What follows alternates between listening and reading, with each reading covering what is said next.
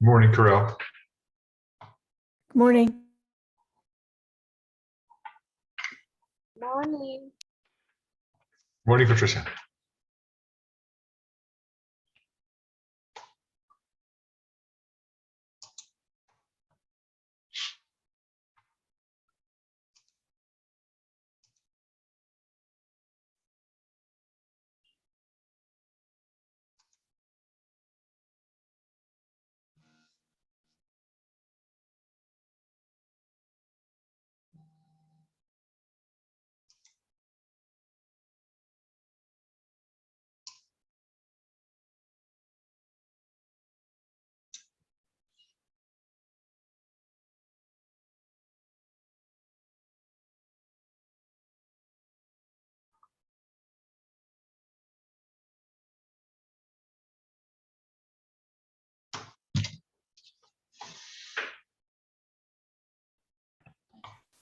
Good morning, Ryan.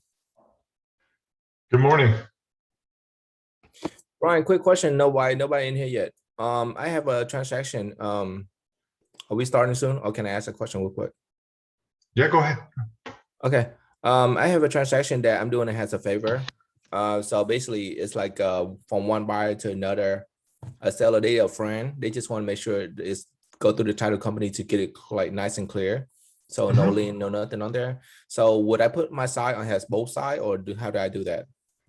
Okay, is this a listing of yours or what? What are you doing? They're not listening. One person is selling to her friend. Okay, so you're just doing you're doing what we call a listing, limited service listing, kind of. You're just working the deal. Are you getting paid anything for it? I'm getting 1,000. Perfect. That's perfectly fine. So this is a real transaction. You work it like a real transaction. You sign a note. You're a non-representative with both parties, or you're a transaction broker. However you want to do that. I'd prefer you be a transaction broker and represent everyone fairly and honestly. That's what you need to do. Okay. So let both sides know that you're representing both sides. These are both friends of yours as well? Yes, pretty much. Okay. Let both sides know you're representing both sides. You're doing it for $1,000 and that's it. Okay. Yeah. Get a limited service listing with the seller. Okay. And you walk it through just like you would if you were making $1 million. You take it right through the process. So do I still do a has-is contract or no? Yeah. Yeah. Okay. I think you're right. Everything's the same. Okay. Yeah, I'm waiting on see what can I do to improve my contract in here. Okay. Good.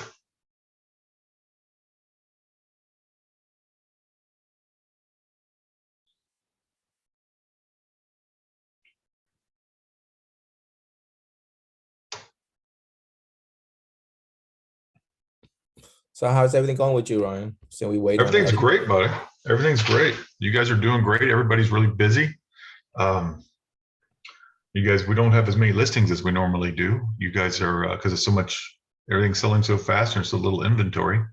But you guys are doing a lot of transactions, which is great. Yeah. Everything is moving well. That's good. So how about you, buddy? How are you doing? I'm doing okay. I guess. I have supposedly knock on the wood, but I've been rough with I have transaction of 1.2. Nice. 1.2, and but the thing is basically I'm doing it because she's like my boss before. I'm doing it for like more like to get a reputation, to get my name out there, because she do know a lot of people. And sometimes I feel like I feel like that's my advertisement money, instead you have spent $1,000 on advertisement that doesn't work. But when you do that stuff like that, you get more like your reputation out there. So basically I feel like I'm building my reputation out there. So make sure that they're doing their part in talking about you. Yeah. Oh yeah. No, that's important. All right, guys. We're about to get started here. I'm gonna give it a couple more minutes.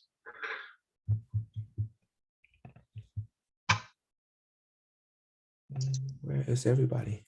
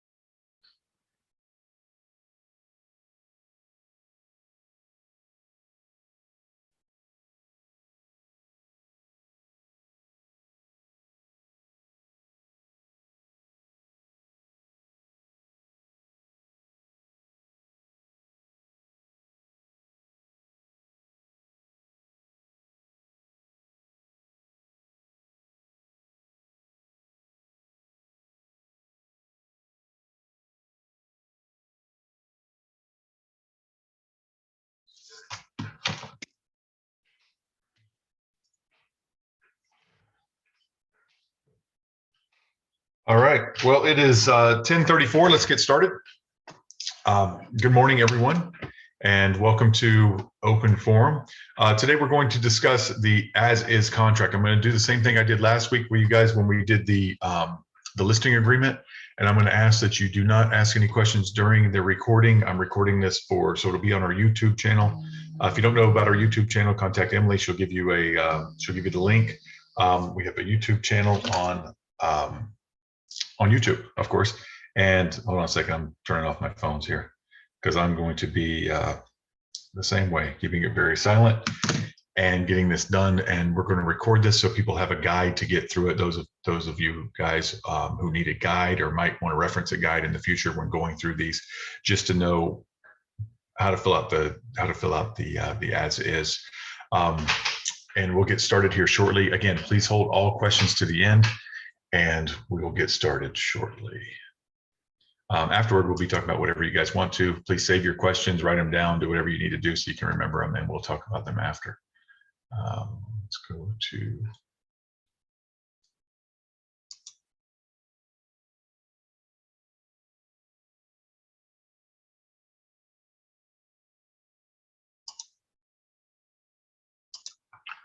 Okay, do you guys see a MLS screen? I can't see any of very few of your faces here. Yes, you do. Okay, thank you, Natalie. All right, so let's get started now. Okay, guys, so we're going to make an offer on a property. Here we are looking at a property on MLS. We are going to, we really like this property. Look at that, it's listed by one of our agents. Fantastic. Let's make an offer on this property. What we're going to do is we're going to go to either Form Simplicity or Transaction Desk. I'm going to go to Transaction Desk here. I'm going to click that, and it's going to open up this screen on Transaction Desk. Can everyone see that screen on Transaction Desk? Okay. So we have this screen on Transaction Desk. We're going to do the template. We're going to do the buyer's agent template. It has pulled up all of the information directly from the site. Okay. So here we go. We wait for it to come up, and we have it. It's going to give me a list of forms that I may or may not need as I go forward with this. Here is let's do it's filling in the stuff. It's going pretty low. It's pretty slow. All right. So here we go, filling out this. $7.99. We can put the purchase price and stuff in here now, but I'm not going to. I'm going to wait until we get to the as is. I'm going to select it from the forms.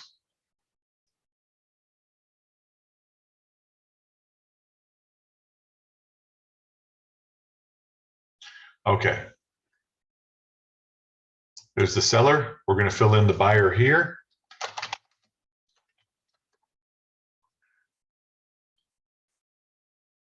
Okay, so it is filled in automatically, all of the information from the property appraiser.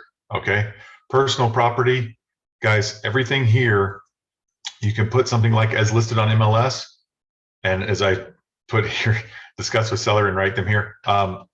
These are the things that are listed on the MLS, things that we'll be conveying. Okay. So this is what you do. Typically, you're going to put as listed on the MLS if you're happy with that. Contracts override the MLS. I would typically put as listed on MLS here or none. If I'm on the buyer side, I would put none there. Purchase price. Let's say 800,000. Okay. We're going to, is to be made within 3 days. For the escrow, we're going to put down, let's say we're going to put in 20,000. Okay. Title company, we fill out whatever the seller has chosen for the title company from this. If they haven't put one, we'll let them put it later. This one, she has one here. Okay. Aloma Title, we would put all that information in right here under the title company.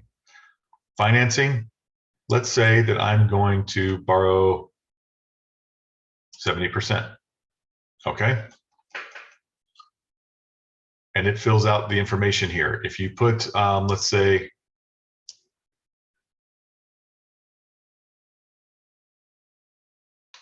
it changes it, does the math for you. Okay.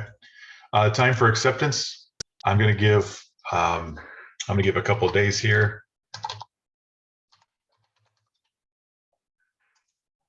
And then I'm going to close. I'm going to give myself, typically you're going to give yourself 45 days or so. Right now it's a seller's market, so maybe 30 days, but today's March 9th. So let's say I can close by April 20th, which is about 40 days. Okay. As we're going down here, guys, I want to reiterate to you guys, the reason that we're able to fill out this form is the Florida Association of Realtors and the Florida Bar, which is the lawyers group, have come up with the FAR bar, Florida Association of Realtors, FAR, and Florida Bar, BAR. So we are not attorneys. We can fill this out because we're licensees, okay? We can actually use these forms. We're legal to use these forms because we're realtors. So they're assuming a certain level of competence amongst us. So we have to be able to fill out these forms. And what they do is they, as you see, they make a bunch of check boxes and fill in the blanks. So we are not lawyers creating legal language. This is a legal document. We're not lawyers writing legal language. We are simply filling in the blanks of pre-written legal language. Okay. So let's go down to if it's subject to lease or occupancy after closing. Guys, if they're doing a post-occupancy agreement, obviously this what this paragraph says, and I encourage you to read it. I'm not going to read the whole contract to you during this, but what this says is that the property will be clean and empty and ready to go. Okay, when we close. This is saying, no, there's either a tenant in it or the owner will be living in it afterward. It will not be clean and empty when it's time to close. Okay, so if there's a tenant or the owner is going to continue to live there, then we're going to check this box. If not, then fine. That means it needs to be clean, swept out, broom swept is the typical standard. Okay, let's go to assignability. Buyer may assign and thereby be released from any further liability under this contract. That is typically for wholesalers, people like that who want to try to flip the contract. If I'm on the selling side, I do not accept that. If I'm on the buying side, and that's what my client wants to do, then I will try it. The second one is may assign but not be released from liability under this contract. This is my favorite because a lot of times someone will want to add their significant other to the contract or delete them because their contract does not go, or sorry, their credit does not fit the lender's requirements or whatever. So you guys have all had people who sign a contract one way and then later on they want it to go in someone else's name or something like that. This is where they do this. So they want to add, they got to add mom or dad because they need a co-signer, something like that. This is where you do that. May not assign this contract. This is the most common one, especially in this market, because that is they're both completely safe for the seller, but this is the most obviously easy to explain for the seller. All this means they can still assign the contract. They just need the seller's consent to assign it, which the seller shouldn't have any reason. But in this market, if I'm representing the buyer, I don't want to give the seller any chance to get out of the contract because, as you know, we sign a contract today and then a month later they've got 3 better offers and it's worth $20,000 more than it was today. So I prefer may assign if I'm on the buyer side. Okay. This is a cash contract with no financing contingency. If it's cash, this is what you do. If it's financed, we've already decided it was financed above, within contract term within 30 days at the effective date. We're going to leave our loan approval at 30 days. I don't like to leave blanks, so let's do 30. This was a conventional. Obviously, since I was putting 20% down, it's the conventional loan. You can do FHA or VA. You need the rider if you do that, the FHA VA rider if you do that. Check one, it's going to be a fixed interest rate not to exceed whatever the initial interest rate should match whatever my pre-qualification or pre-approval says. So let's say my pre-approval says 4.5% for a term of 30 years. I could do 15, whatever my pre-qual says. Within 5 days, obviously, I'm going to be making my application.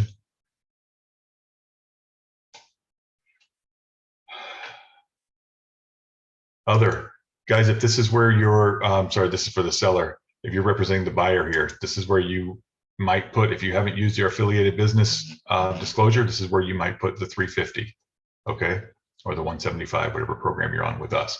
Other transaction fee to Florida Realty Investments, $350.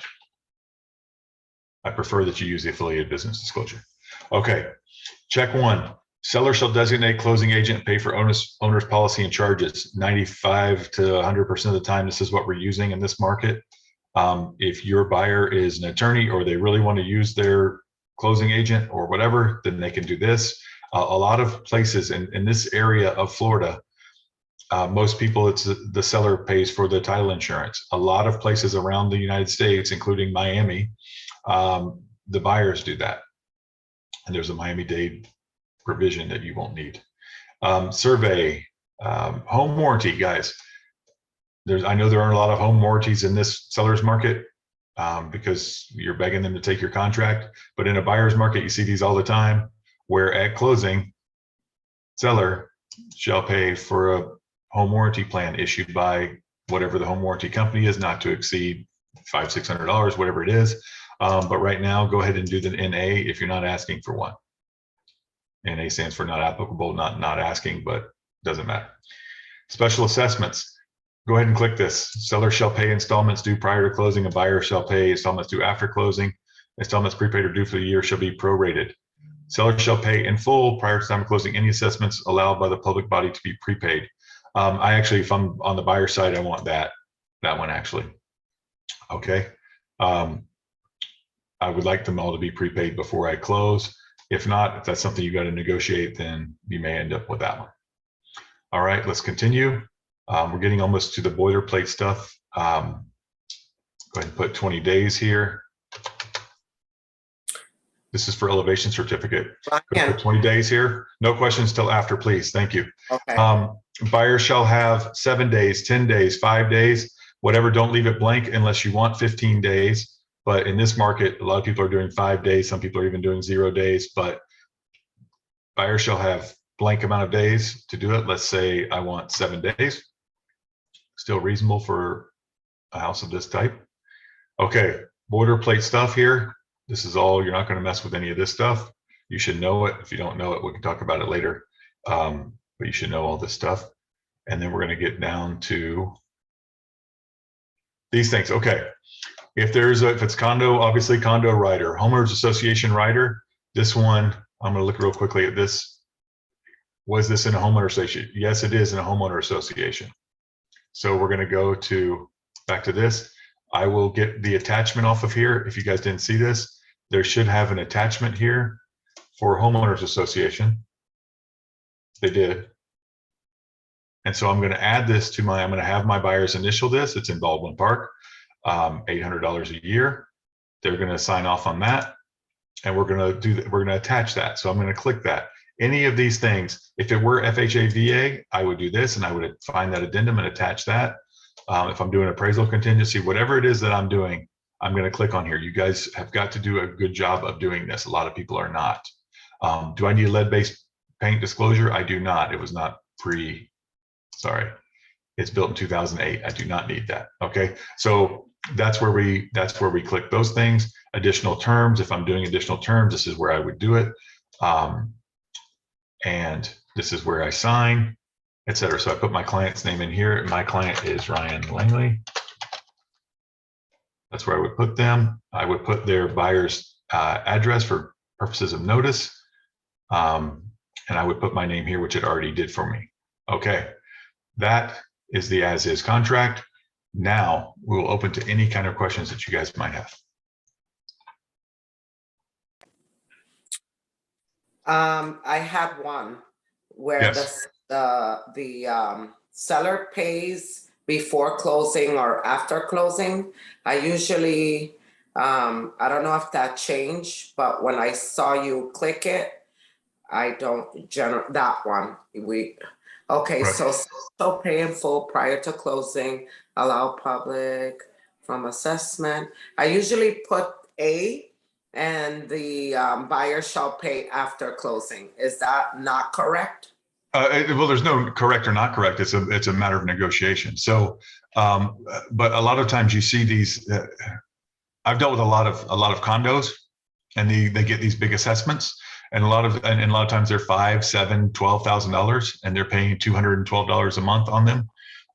If I'm a buyer, I would like that to be taken care of before I buy, because I probably didn't figure that into my purchase price when I looked at it. But so if I'm a buyer, that's what I'm asking for. Guys, when you're writing these as a buyer, and again, I wanted this to be pretty clinical in filling out the contract. There is no clinical way to fill out a contract. I get, sometimes a newer agent of ours will send me a contract, say, hey, does this look good? And I look at the contract and I go, yes, technically everything's filled out properly, but I don't know what your buyer is trying to accomplish. So yes, it's a legal contract, but I don't know. I can't tell you if it's good or not, because I don't know what you're trying to accomplish. And the same, sometimes you guys on the listing side will be, which of these two contracts is better? I don't know. What does your seller want to accomplish here? Are they trying to, do they have a $50,000 deposit on a new home build and they have to close within the next 2 months? In which case it might be better to take a cash offer that's $10,000 less. Or are they going to retire on this money? They've already bought their RV. They can leave whenever they want, and every $10,000 helps. In that case, take a finance offer, and if it doesn't close, then you get another one, and it might take another 45 days, but you're going to get $10,000 more, which is a good deal. So everything is different. Everybody's situation is different. Lisa, if you have an investor who wants to flip within 2 months, could they do number 83, assignability? They're not a wholesale. Yeah, you can do whatever you want. Guys, you can ask for whatever you want on these. And a lot of times people, let's go to assignability. Buyer may assign and thereby release from any further liability. Guys, if I'm the seller, I am not releasing you for further liability. Otherwise, all these contingencies are nada. I mean, they mean nothing. You can just walk away at any point. So you pretty much have an inspection period right up to closing. So you cannot be released from liability. Second one, may assign but not be released from liability under this contract. That's the one I would prefer if I'm doing any kind of assign. If I'm on the seller side or the buyer side, that's what I'm asking for. Unless I really want to flip a contract and get out of any kind of liability. Yes. Any other questions? Natalie, I saw your hand was up. Ryan. Hey, back in the day, we used to put prevailing for interest rates, especially with the interest rates the way they're going now. Is that not cool? No, okay. So here we're getting into a little bit of gamesmanship and salesmanship here. I like to put whatever's on there, even a little bit lower.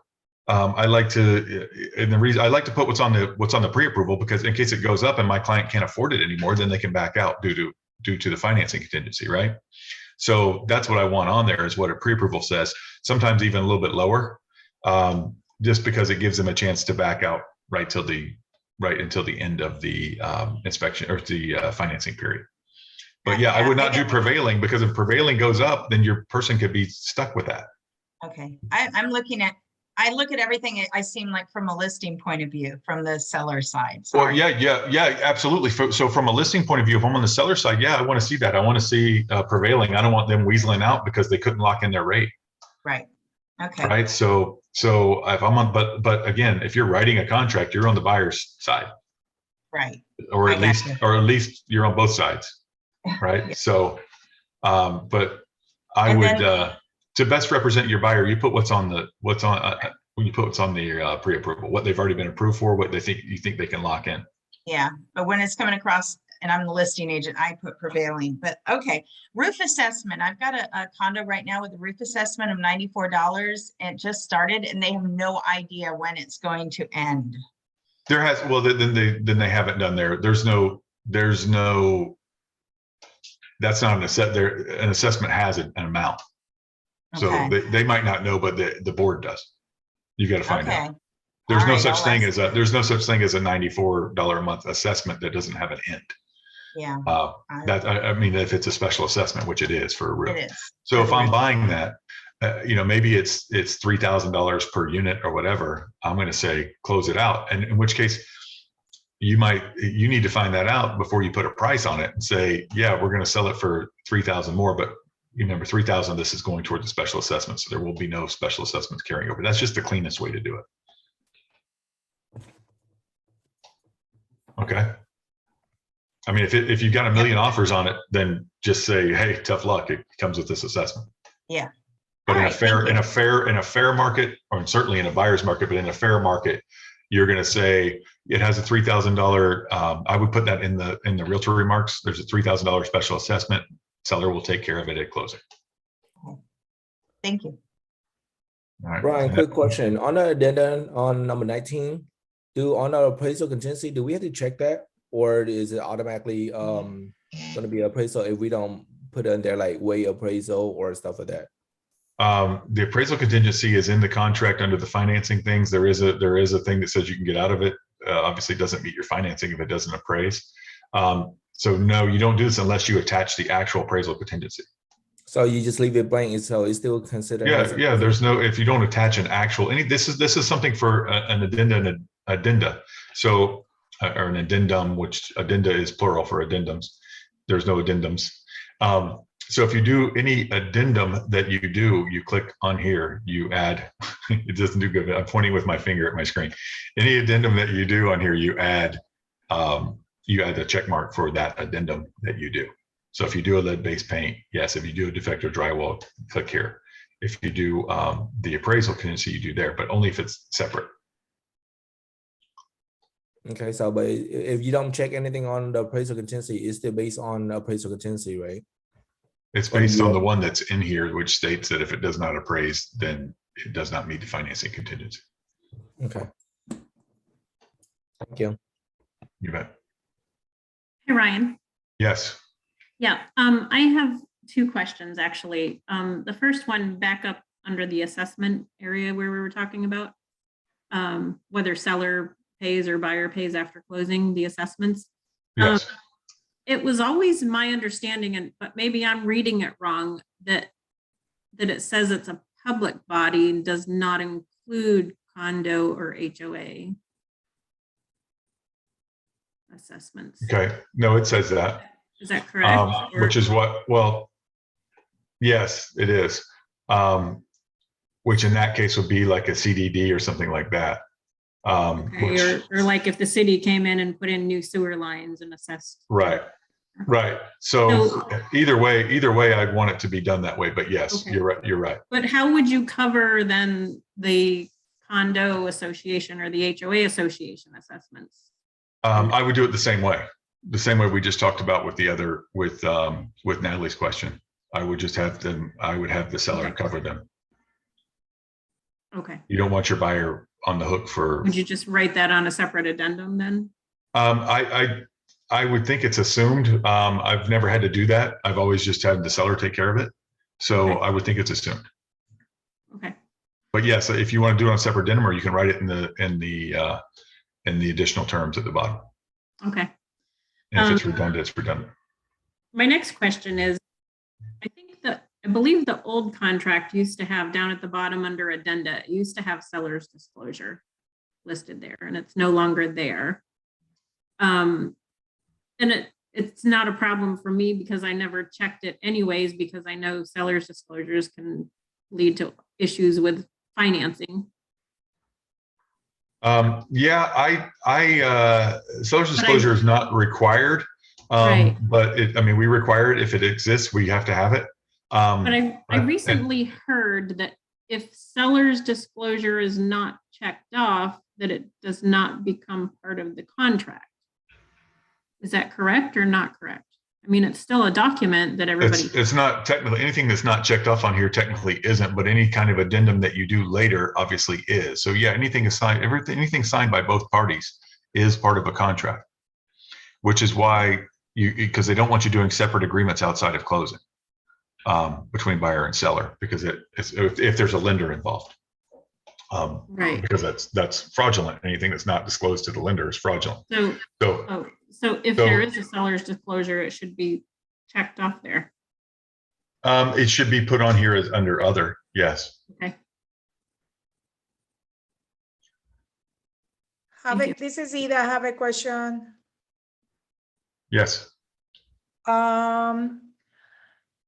This is in regards to the compensation from the other side. If they pay 2%, but I want 3%, is it okay to, before I show the property, to tell or mention to the buyer that my fee is 3%, and where do I put that, or this is not cool to do? Okay. Because I Great. know it's been. What a great package of questions that is. Okay.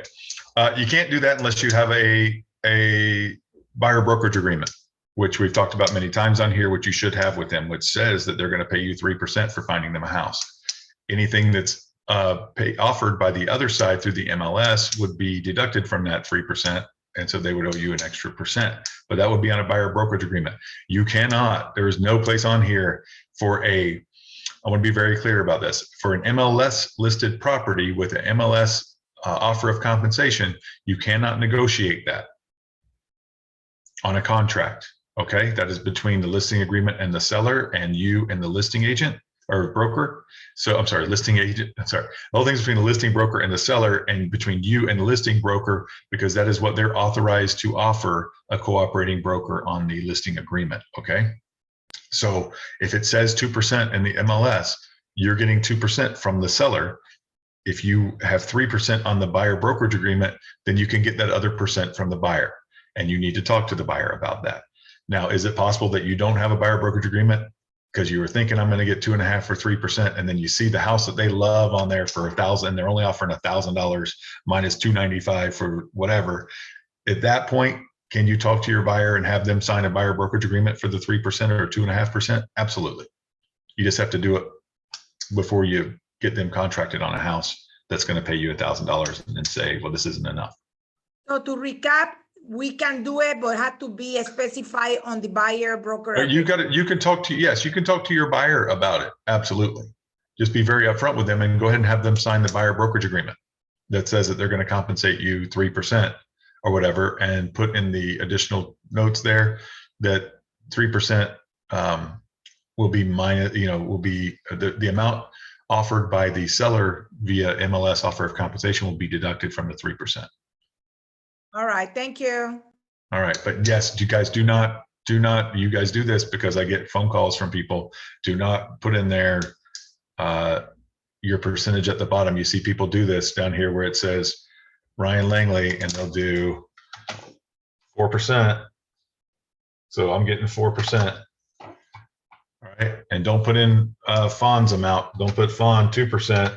Sorry, Fawn. We first of all, we have no idea what Fawn might be getting 10%. We don't know. It doesn't matter. We don't count other people's money. And we don't put our percentage here because it was offered in the MLS. Fawn is offering me, she's offering me 3%. So I'm happy with that. It doesn't matter if I'm happy with it or not. It's what she's offering. So I don't write 3% here. That's not what we do. This is a contract between a buyer and a seller. They're not negotiating our rates. Okay. But the transaction fee was on there? What? I I'm thought sorry, you I said didn't see that the that. transaction fee is on there, On where? on Right. this contract. No. This is for, okay, great question. Let's go back and cover that up. So I didn't want to get too far into that when we were doing that. That was in the seller and buyer, what everybody's paying for right here. Okay. So number 9, this is a lot of times, okay, back when it was a buyer's market or even an even market, you would see people write in here 3% toward buyer closing costs. I love doing this. And prepaids, I love doing it because it gets so small that people can't read it. And repairs. Okay, it gets so small that people don't see it, and I hate that. And I know I see Natalie shaking her head because as a listing agent, she hates that because it feels like they're trying to sneak one by you here, right? But what you see a lot of times is, well, buyers won't write this on here, but selling agents, which is the buyer's agent, won't write this on here, but they'll write it here is $350 transaction fee.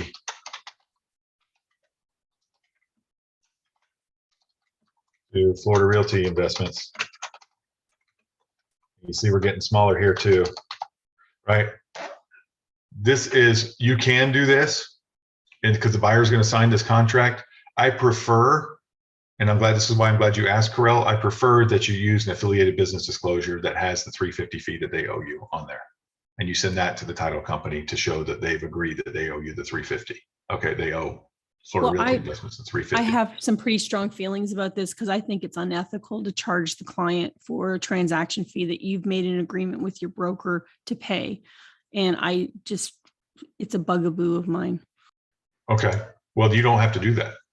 And if you're going to do that, and I can discuss I'm pretty analytical, I can discuss the mathematics with you, then you should be paying the $30 a month and the $175 if you do more than 2 deals a year, because you're paying, that's $360 for a year, and you're saving $175 every transaction if you're paying it. So 2 transactions pretty much breaks even.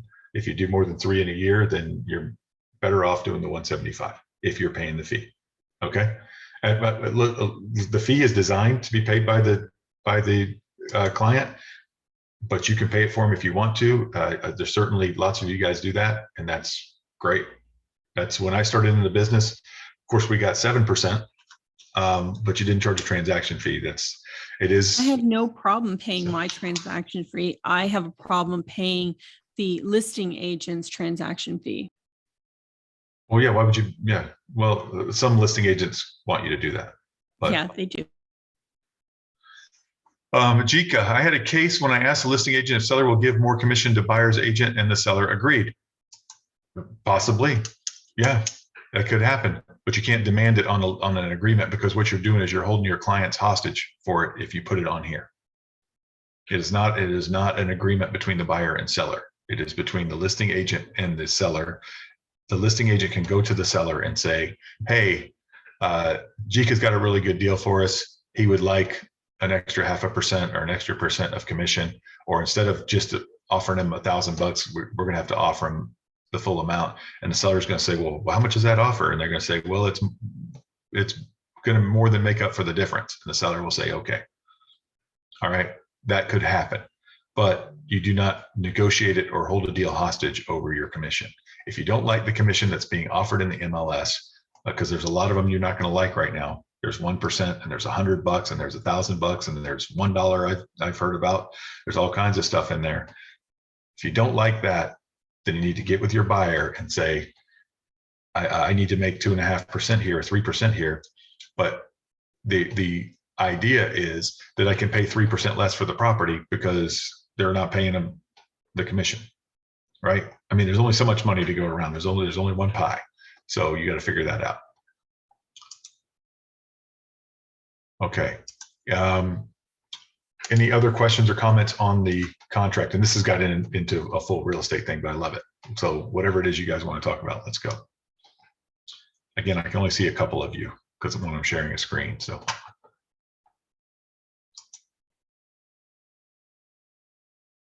Any other questions here?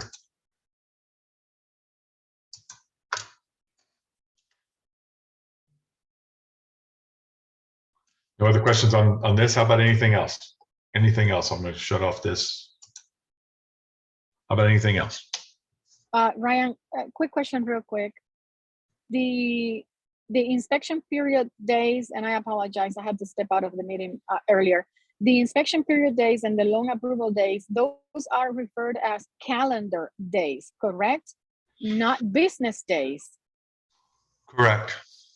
Those are calendar days. They just can't end on weekends, guys, or weekends or holidays that carry over to the next business day. The end of them. Okay.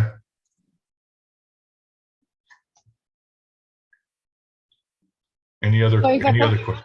Yeah. Sorry, so if a contract is effective on a Saturday, the inspection period day, meaning on a Saturday, it was signed by both party and delivered, meaning the inspection period doesn't start until Monday? No, it starts on whatever day is the next day. It can't end on a Saturday or Sunday. It slides over to Okay. Monday. Okay. Okay, thank you. Or holiday. Or a holiday. Thank you. It slides over to the next business day. All right. And that changed, right, Ryan? It used to be 5, now it's 12 p.m. Well, 11:59 p.m., right? Yeah, And I they would always do consider that contract. if you're trying to kick somebody out of a deal and keep their deposit from between 5 and 11:59, that's not going to work. It's 11:59. It is until the end of the day. End of the day. It used to be 5. There's I do not see the number 5 anywhere on this contract. 5 No, p.m. the new contract, I think they changed it to 11:59, but before, I think they were up to 5 p.m. Yeah, there's no 5 p.m. Mhm. anywhere on here. Yeah.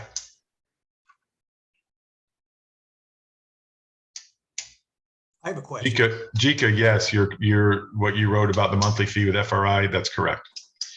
Why do some people want to charge the buyer the transaction fee? That's a great question, Lisa, because some people are cheap.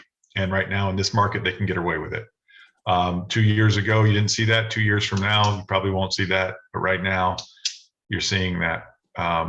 2 years from now, they'll be, 5 years from now, whenever the next buyer's market is, they'll be asking to pay your transaction fee. Just bring me a buyer, please.